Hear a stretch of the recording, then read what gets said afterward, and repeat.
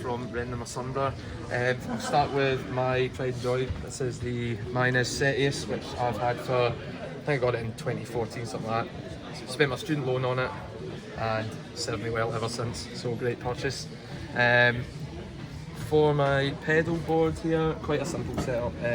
So just tuner, I'm using the 4-cable method, so I've got a noise gate here and I've basically got it in front of the amp, behind the amp, and then I've also got stuff in the loop still, but it just cuts out all the noise I want. So yeah, classic max on overdrive, you need a Mercer, use that for delays, but it's mostly reverb. Even as booster, jobs again. And for my amp, it's a 20 watt wee angle that I again have had for a number of years now, but it's got a nice growl to it. It sounds pretty sweet. Hi, I'm Caine from Rend and Asunder, and I'm just showing my gears. Right, I'm using this BC Rich Icon V. It's loaded with EMG81 and ebony fretboard, and it's tuned into A sharp, which is B flat in it. And I did some custom here. I've changed the screws and changed this panel to set up the for the A sharp basically. So yeah, we are using this guitar for most of the Rend and Asunder gig, because this one is a tank.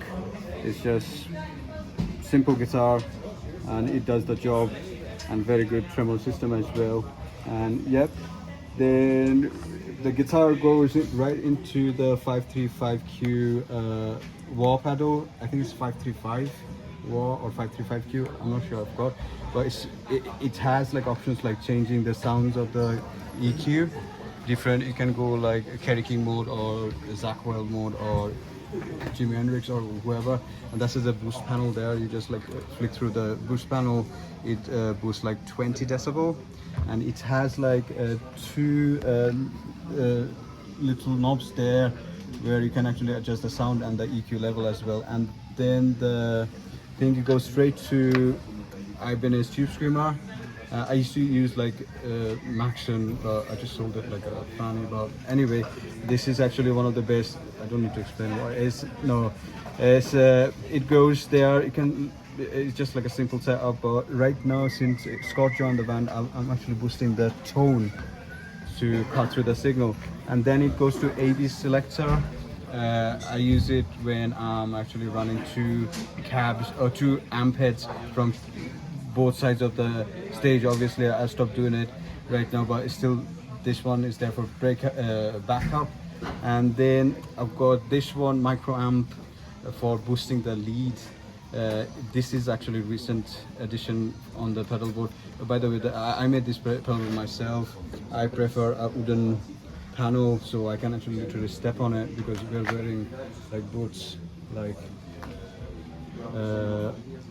yeah, it's going back of the amp with this delay pedal. I don't know, I think it's a Moore or something, or tap something, I don't know, that cheap one, but it does the job.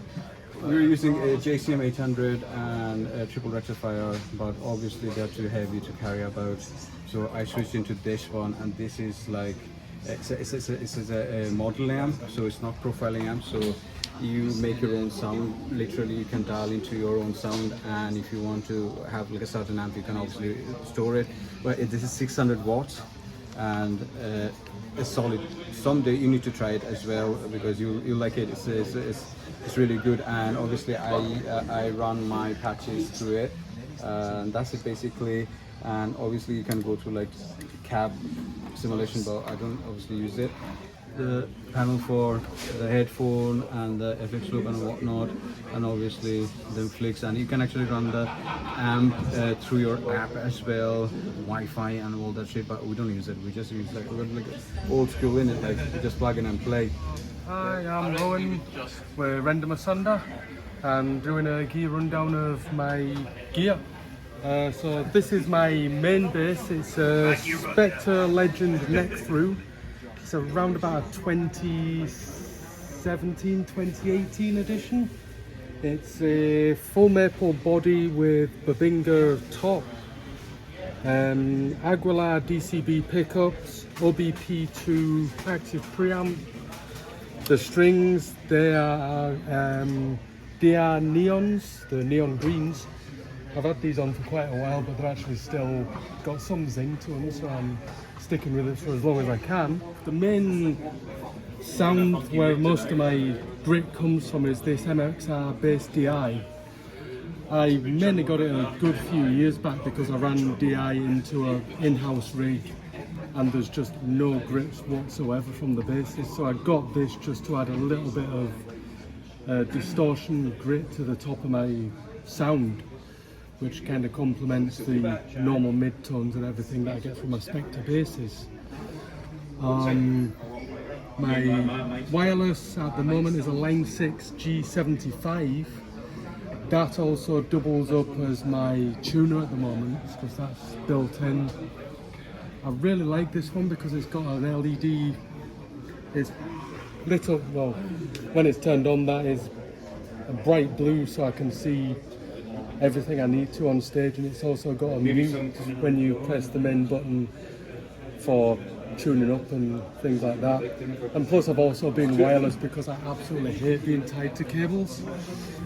And then onto my amp, that is a Ashdown Mag Evo 2, I think. It's a 300 watt, all solid state.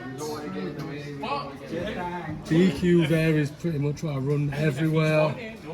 I'm running around about 50% on the compressor at the moment. I use both the bass and treble boost on this amp.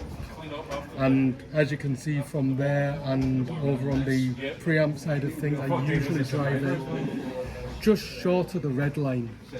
And I've usually found that a 300 watt amp gives me a heck of a lot of nice tone for when I'm playing.